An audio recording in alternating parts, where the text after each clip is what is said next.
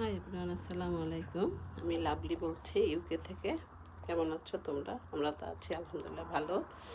একটু এই যে রুটি সকালে, আসলে লাঞ্চই বলা চলে, রুটি আলু ভাজি বেগুন একসাথে। আমার বাচ্চারাও পছন্দ করে, আমরাও খুব সিদ্ধ রুটি হাতে বানিয়েছি, তো তাই একটু দিলাম। কার কার পছন্দ আপনাদের?